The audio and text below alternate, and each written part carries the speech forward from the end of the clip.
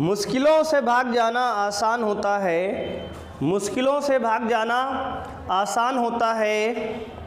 हर पहलू ज़िंदगी का इम्तिहान होता है।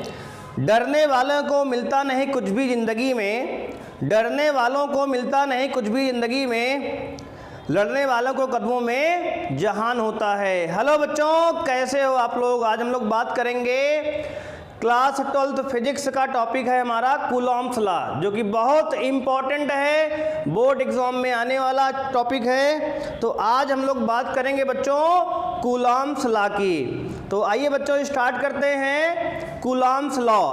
बच्चों आपको बता दें कि इसके पहले हमने प्रीवियस पार्ट में चार्जेस के बारे में बात की थी, प्रॉपर्टीज ऑफ चार्जेस, यानी कि आवेश क्या होते हैं और आवेश के प्रकार कितने, मतलब कि उसके गुणधर्म क्या होते हैं और उसके टाइप पढ़ा था हमने। तो बच्चों आज हम लोग बात करेंगे कूलॉम्स लॉ की। कूलॉम्स लॉ हमारे टॉप पेपर में बहुत इम्पोर्टेंट है और इससे क्वेश्चन जरूर ही आता है। तो आज बच्चों हम लोग बात करेंगे कूलॉम्स लॉ की। तो हेडिंग लगा लीजिए बच्चों, कूलॉम्स लॉ। कूलॉम्स लॉ यानी कि कूलाम का नियम। बच्चों क्या कहते हैं इसको हिंदी में? कूलाम का नियम। कूलाम का नियम, कूलाम का नियम। तो कूलाम का नियम जो है, जैसा कि नाम से ही क्लियर है कि कूलाम नामक वैज्ञानिक ने दिया था। इन्होंने कहा था अगर दो आवेश, क्या है बच्चों, दो आवेश अगर एक दूसरे से कुछ दूरी पर रखे गए हों, बच्चों क्या, दो आवेश अगर एक दूसरे से कुछ दूरी पर रखे गए हों तो उनके बीच एक आकर्षण या प्रतिकर्षण बल लगता है। बच्चों आकर्षण कब लगेगा? जब मान लो दोनों आवेश, अगर एक पॉजिटिव है एक नेगेटिव है, अगर दोनों आवेश विपरीत प्रकृति के हैं तो उनके बीच आकर्षण बल लगता है। और अगर दोनों आवेश समान प्रकृति के हैं, यानी कि एक पॉजिटिव दूसरा भी पॉजिटिव है, दोनों नेगेटिव है, तो उनके बीच रिपल्सन फोर्स लगता है ना बच्चों। क्या होगा? प्रतिकर्षण बल लगता है। तो कूलाम ने कहा कि अगर एक आवेश Q1 और दूसरा आवेश मान लो Q2, दो आवेश, दो बिंदु आवेश यानी पॉइंट चार्जेस एक दूसरे से स्मॉल r दूरी पर, यानी कुछ दूरी पर रखे गए हों तो उनके बीच एक आकर्षण या प्रतिकर्षण बल लगता है। इसे ही कूलाम बल कहा गया, कूलाम का नियम कहा गया। और ये बल आकर्षण होगा या प्रतिकर्षण होगा, ये निर्भर करेगा कि इनकी प्रकृति क्या है, इनका नेचर क्या है, यानी दोनों पॉजिटिव हैं कि एक पॉजिटिव एक नेगेटिव है कि दोनों नेगेटिव हैं, है ना बच्चों। तो आइए बात करते हैं पहले कूलाम के नियम की परिभाषा की, क्योंकि परिभाषा आपको बोर्ड में लिखने को आएगी। तो बच्चों कूलाम का नियम कहता क्या है? तो बच्चों लिखेंगे यहाँ पे कूलाम के नियम के अनुसार। बच्चों क्या लिखेंगे? कूलाम के नियम के अनुसार। बच्चों कूलाम के नियम के अनुसार, कूलाम के नियम के अनुसार कामा करेंगे बच्चों, डबल इन्वर्टेड कामा के अंदर लिखेंगे किन्हीं दो आवेशों के बीच लगने वाला, किन्हीं दो आवेशों के बीच लगने वाला आकर्षण या प्रतिकर्षण बल, किन्हीं दो आवेशों के बीच लगने वाला आकर्षण या प्रतिकर्षण बल उन दोनों आवेशों के गुणनफल के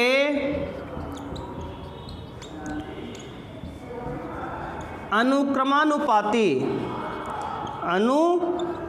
क्रमानुपाती तथा उनके बीच की दूरी के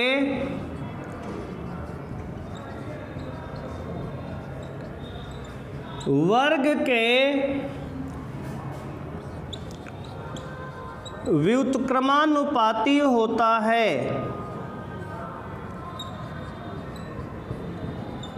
ये है बच्चों आपका कूलाम का नियम की परिभाषा।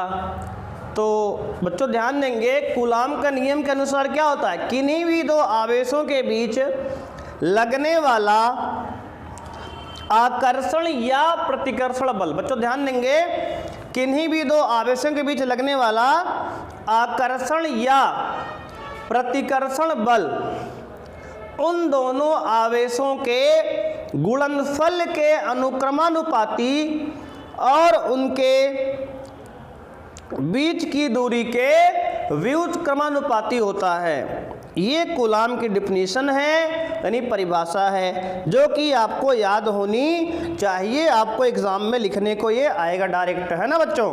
तो बहुत इंपॉर्टेंट टॉपिक है बोर्ड एग्जाम के लिए, तो इसको जो है आप कॉपी में अच्छे से नोट करेंगे और इसको जो है प्रॉपर आप नोट्स बनाएंगे, जिससे आपको एग्जाम में रिवीजन करने में बहुत आसानी होगी बच्चों।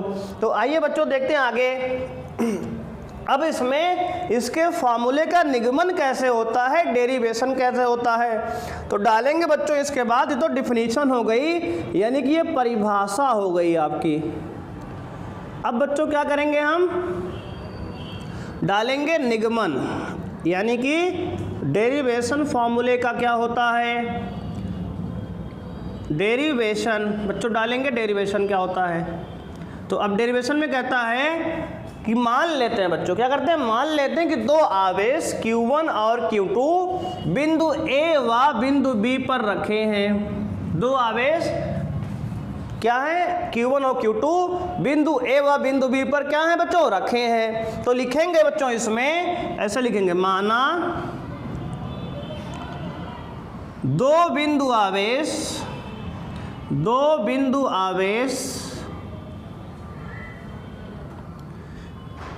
Q1 व Q2 बच्चों, Q1 व Q2 बिंदु A व B पर एक दूसरे से स्मॉल r दूरी पर रखे हैं। क्या है बच्चों, रखे हैं। तब क्या होगा, तो इन पर एक बल लगता है। कैसा बल, ये बल बच्चों आकर्षण भी हो सकता है, प्रतिकर्षण बल भी हो सकता है। ये डिपेंड करेगा कि इनकी प्रकृति क्या है बच्चों, क्या है प्रकृति, नेचर क्या है। मतलब अगर एक पॉजिटिव है दूसरा नेगेटिव है, तो ये एक दूसरे को क्या करेंगे, अट्रैक्ट करेंगे, आपस में अट्रैक्ट करेंगे, यानी कि आकर्षण बल होगा, है ना। और अगर एक पॉजिटिव दूसरा पॉजिटिव, या फिर एक नेगेटिव दूसरा भी नेगेटिव, तो यानी अगर समान प्रकृति के होंगे तो आपस में क्या करेंगे बच्चों, एक दूसरे को रिपेल करेंगे, यानी एक दूसरे से दूर भागेंगे, है ना, समझ रहे हो ना। हाँ, अगर एक जैसे कि होता है ना कि एक लड़का एक लड़की, क्या होता है, अट्रैक्शन होता है ना, समझते हो कि नहीं समझते। एक लड़के में और एक लड़की में क्या होता है, अट्रैक्शन होता है, और एक लड़के में क्या होता है, रिपल्सन होता है, एक दूसरे दूर भागते हैं ना। तो वैसे ही समझ सकते हो, कूलाम नियम वही है ना, कि अगर समान प्रकार के आवेश हैं तो क्या होगा, प्रतिकर्षण होगा, और विपरीत प्रकार के हैं तो क्या होगा, रिपल्सन होगा। तो ऐसे आप समझ सकते हैं, जो कि आपको ज़्यादा समझ में आएगा, ऐसे ना बच्चों, बहुत आसान है। तो अब बात करेंगे, इसके फार्मूला बनाएंगे। तो कूलाम के नियम के अनुसार लिखेंगे क्या, कि कूलाम के नियम के अनुसार, आगे लिखेंगे आप, कूलाम के नियम के अनुसार, कूलाम के नियम के अनुसार इन आवेशों पर लगने वाला बल, क्या, इन आवेशों पर लगने वाला बच्चों बल जो होता है, बल यानी कि F जो होता है ओ समानुपाती होता है। देखो कहाँ से लिख रहे हैं इसको, देखो यहाँ से बच्चों, देखो कह रहा है कि दोनों आवेशों के बीच लगने वाला आकर्षण या प्रतिकर्षण बल, देखो बल जो है उन दोनों आवेशों के गुणनफल के अनुक्रमानुपाती है ना, अनुक्रमानुपाती, यानी कि F समानुपाते Q1 into Q2, equation number 1 बन गया बच्चों। आगे पढ़ेंगे तथा उनके बीच की दूरी के वर्ग के व्युत्क्रमानुपाती होता है, यानी F व्युत्क्रमानुपाती होगा 1/r² के, इक्वेशन नंबर बच्चों 2 बन गया। तो जो दोनों इक्वेशन बनाए हैं हम बच्चों, इन्हीं डिफिनीशन से ही निकाले हैं कि F जो है यानी बल, F क्या बच्चों, बल, कौन सा बल बच्चों, कूलाम बल। कहाँ लगता है, दो आवेशों के बीच लगता है ना। तो जो बल है वो समानुपाती होगा उनके आवेशों के गुणनफल के, और जो F है ये व्युत्क्रमानुपाती होगा उनके दूरी के वर्ग के, किसके, दूरी के वर्ग के। अब बच्चों हम क्या करेंगे, दोनों समीकरण को मिला देंगे। तो आगे मिलाएंगे क्या बच्चों होगा, समीकरण 1 व 2 से, समीकरण 1 व 2 को मिलाने पर, समीकरण 1 व 2 को लिख लेते हैं ना, को मिलाने पर, तो मिलाएंगे तो क्या होगा, मिलाने पर बच्चों होगा F समानुपाते Q1 Q2 बटे r², है ना बच्चों, r²। अब अगर हम समानुपाती का निशान हटाएंगे बच्चों तो एक नियतांक आता है, आप जानते ही हो ना।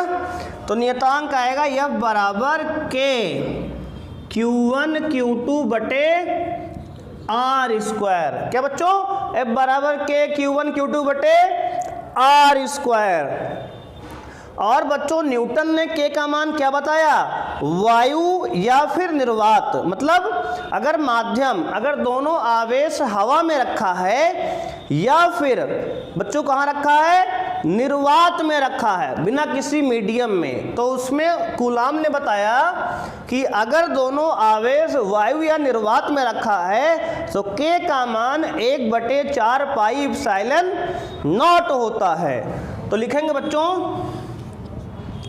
वायु है ना या निर्वात के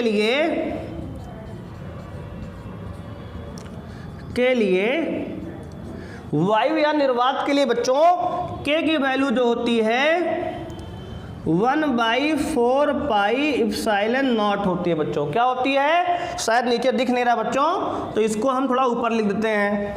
तो इसको आप वीडियो को पॉज करके इतना नोट कर लीजिए पहले, है ना। आइए बच्चों देखते हैं। तो कूलाम ने बताया कि वायु या निर्वात के लिए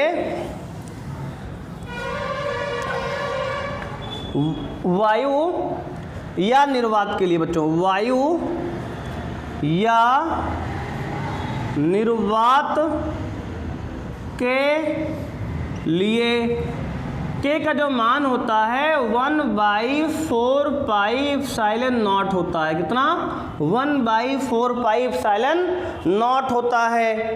और जहाँ पे इसकी पूरी वैल्यू 9 × 10⁹ कितना बच्चों, 9 × 10⁹ न्यूटन मीटर स्क्वायर, क्या बच्चों, न्यूटन मीटर स्क्वायर पर कूलाम स्क्वायर। बच्चों क्या होता है, न्यूटन मीटर स्क्वायर पर कूलाम स्क्वायर। ये मात्रक भी होता है, आपको मात्रक भी याद करना है बच्चों, जरूरी है ना। तो यहाँ पे वायु या निर्वात के लिए K का मान 1/4 पाई एप्सिलॉन नॉट, जिसका आंकिक यानी परिमाण कितना होता है कांस्टेंट का, 9 × 10⁹ न्यूटन मीटर स्क्वायर पर कूलाम स्क्वायर। ये बच्चों इसका वैल्यू होता है। किसने बताया, कूलाम ने बताया। अब यहाँ पे अगर K का मान आप रखेंगे तो बनेगा F बराबर 1/4 pi epsilon not Q1 Q2/r²। ये आपको किताबों में बच्चों मिल जाएगा, फार्मूला लिखा हुआ है ना। तो ये आपके बोर्ड पेपर में आता है, जो कि बहुत इंपॉर्टेंट है। इसको आप ध्यान से नोट करेंगे और इसको जो है आप याद भी करेंगे। कूलाम का नियम क्या बच्चों, F बराबर 1/4πε0 Q1 Q2 by R square है बच्चों। यहाँ पे F क्या है, बल है ना, कहाँ लगता है, दो आवेशों के बीच लगता है। अब बच्चों यहाँ पे इप्सिलॉन नॉट क्या है, तो इप्सिलॉन नॉट जो है परावैद्युतांक है, किसका, माध्यम का। तो लिखेंगे बच्चों इप्सिलॉन नॉट क्या है, तो इप्सिलॉन नॉट जो है इसे पढ़ते हैं बच्चों इप्सिलॉन नॉट, है ना, माध्यम का क्या है, माध्यम का परावैद्युतांक है। क्या है बच्चों, माध्यम का परावैद्युतांक है। ठीक है बच्चों, माध्यम का क्या है, ये परावैद्युतांक है। और Q1 Q2 तो दोनों आवेश हैं और R क्या है, उनके बीच की दूरी है। बच्चों ध्यान देंगे, जब इस पे हम न्यूमेरिकल लगाएंगे तो आपका जो R है मीटर में रखेंगे, स्टैंडर्ड यूनिट में, है ना, सारी वैल्यू को मानक के हिसाब से एसआई पद्धति में ही रखेंगे। इसमें R मीटर में रखेंगे, Q1 Q2 को आवेश को कूलाम में रखेंगे, और ये तो कांस्टेंट है, इसकी वैल्यू ये 9 × 10⁹ होती है। ठीक है ना, तो ये जो है आपका कूलाम का नियम जो है यहाँ तक आपका हो गया प्रूफ। अब कूलाम में बल में आपको सवाल जब लगाएंगे तो डेरिवेशन आपका कंप्लीट हो गया बच्चों यहाँ तक, है ना। तो बच्चों जो है इप्सिलॉन नॉट क्या है, माध्यम का परावैद्युतांक है। इसका मान कितना होता है बच्चों, तो अगर इसके मान की बात करें तो इप्सिलॉन नॉट की वैल्यू होती है 8.85 × 10⁻12 कूलाम स्क्वायर पर न्यूटन मीटर स्क्वायर। बच्चों कहोगे क्या वैल्यू हमें याद करनी है इसको, तो बिल्कुल आपकी इच्छा हो तो याद कर लो, नहीं मत याद करो यार। ये आपको पेपर के पहले ही पेज पर या फिर आखिरी पेज पर ये पूरे कांस्टेंट लिखे होते हैं, तो इसको आपको अलग से याद करने की आवश्यकता बिल्कुल भी नहीं है बच्चों। ये जो है आपको क्या होगा, पेपर में मिलेगा इसकी वैल्यू, है ना। अगर इच्छा आपकी है तो याद कर लो, हालांकि इसको बार बार लिखते रखते न्यूमेरिकल सॉल्व करते करते आपको याद ही हो जाती है। ये दोनों वैल्यू चाहें तो आप याद कर लें, या फिर आपको बिना याद किए भी धीरे धीरे याद हो ही जाएगी, है ना। तो ये हमारा कूलाम का नियम बच्चों कंप्लीट हुआ। अब कूलाम के नियम की कुछ क्या है, कमियां भी हैं, लिमिटेशन भी हैं। ये हर जगह क्या लगा सकते हो क्या बच्चों, तो उत्तर है नहीं।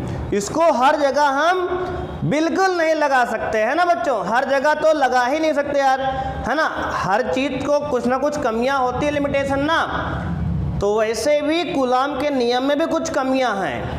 तो अब बच्चों बात करेंगे हम लिमिटेशन ऑफ कूलाम्स लॉ की, कूलाम के नियम की कमियां की, है ना बच्चों। इसको आप नोट कर लीजिए, वीडियो को पॉज करके। अब बात करेंगे हम कूलाम के नियम की कमियों की। तो डाल लीजिए बच्चों हेडिंग, लगा लीजिए और तैयार हो जाइए बच्चों। कूलाम के नियम की कमियां पढ़ेंगे हम ना। क्या पढ़ेंगे बच्चों, कूलाम के नियम की कमियां, कूलाम के नियम की कमियां पढ़ेंगे। लिमिटेशन ऑफ कूलाम्स लॉ डाल लीजिए बच्चों heading, limitation of coulombs law. पहला कमी क्या है बच्चों, पहली कमी है कि यह केवल बिंदु आकार के आवेशों पर ही काम करता है, यानी पॉइंट चार्ज के आवेशों पर। यानी पहली कमी क्या है, यह केवल बिंदु आवेशों पर ही कार्य करता है। यानी पहली कमी यह है कि यह नियम बच्चों केवल बिंदु आकार के आवेशों पर ही कार्य करता है। और इस बच्चों बात करें अगर दूसरे कमी की, तो यह केवल स्टेशनरी चार्ज पर ही काम करता है, यानी ऐसे चार्ज पर जो क्या हो, स्थिर अवस्था में हो, रुके हुए होते हैं। तो दूसरा पॉइंट क्या है बच्चों, यह केवल स्थिर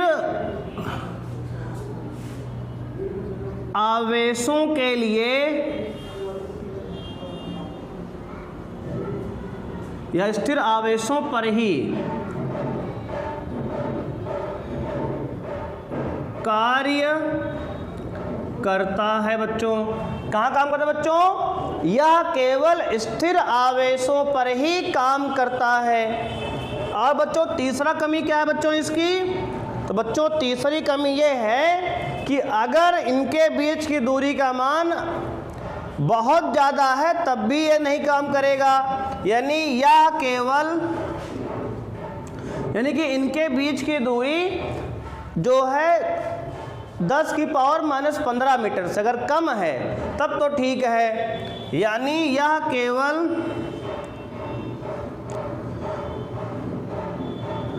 R अगर लेस देन है 10 की पावर -15 मीटर से तब कार्य करता है बच्चों, तब कार्य करता है। अगर इससे ज़्यादा डिस्टेंस बच्चों हो गई है तो फिर ये काम नहीं करेगा।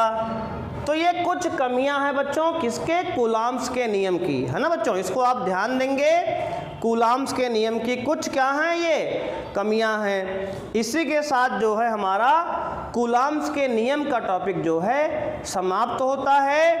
अब हम अगले लेक्चर में बच्चों लाएंगे आपके लिए कूलाम्स के नियम पे कुछ अच्छे बढ़िया सवाल और बात करेंगे उस लेक्चर में हम कूलाम के नियम के वेक्टर स्वरूप की। तो आज के लिए बच्चों थैंक यू, बाय बाय, मिलते हैं नेक्स्ट वीडियो में। और अगर बच्चों आपको वीडियो पसंद आई है तो वीडियो को लाइक कर सकते हैं, चैनल को सब्सक्राइब कर सकते हैं, जिससे आपको वीडियो के बारे में नोटिफिकेशन मिलती रहे। थैंक यू बच्चों, बाय बाय।